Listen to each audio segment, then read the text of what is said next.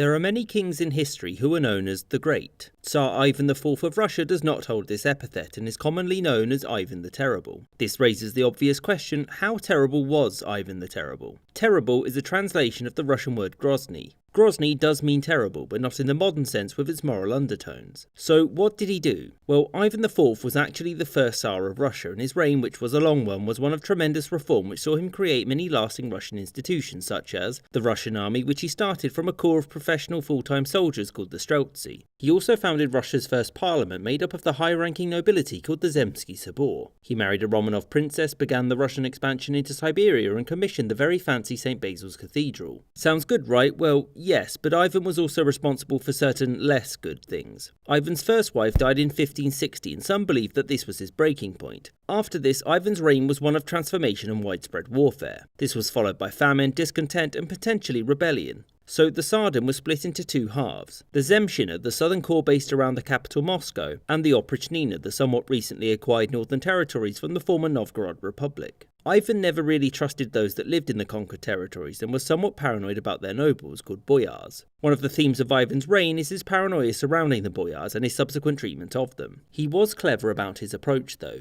In 1564, at the height of his popularity with the people, Ivan abdicated the throne, blaming the Boyars and their incessant scheming. The nobles were unhappy with this because legally they couldn't govern without a Tsar, nobody wanted to pick a new one, and also they lived in a city filled with people who hated them. They begged for him to come back, and he did so on one condition. He wanted to be an absolute monarch. They said yes, which in hindsight was a somewhat silly thing to do. He returned and not long afterwards founded the Oprichniki. This was a secret proto-police force whose job it was to deal with traitors and also administer the Oprichnina. Plague and famine struck Russia in the late 1560s, and Ivan was worried that the people of Novgorod might rebel. There was only one course of action to win them over and calm things down: murder, which he did so by sacking the city. Also, in case you're wondering, the Oprichniki were disbanded in 1572 after it turned out that they were only good at repressing people but terrible at fighting competent enemies. Much of Ivan's efforts hereafter were dedicated to neutering the nobility further and centralising his power. There were limits to how far he was willing to go, so in 1575, again, he abdicated. And it was Simeon, Ivan's close friend, who took up the position as acting ruler. Simeon then, totally of his own free will, decided to seize masses of land from the church before Ivan returned in 1576. Ivan condemned the seizure of these valuable church lands as unchristian, but not enough to give them back, obviously. By the way, during this entire period, Russia was fighting a costly war called the Livonian War against all of these countries. This was because Ivan wanted to incorporate Livonia into Russia. Russia lost. Something else of note happened. When Ivan was mistreating his son's wife, the two got into an argument. The question of loyalty came up and Ivan's son was like, "What are you going to do, beat me to death with a scepter?" Turns out, yes. In the end, Ivan's reputation as the terrible, be it in either the forceful or evil senses, comes almost entirely from his treatment of the nobles. His constant warfare, centralisation of power, and the Oprichniki, alongside the murder of his own son, certainly soured his legacy, but barring the latter two, there isn't that much that's all too different from Europe's other rulers. And none of those are called the terrible.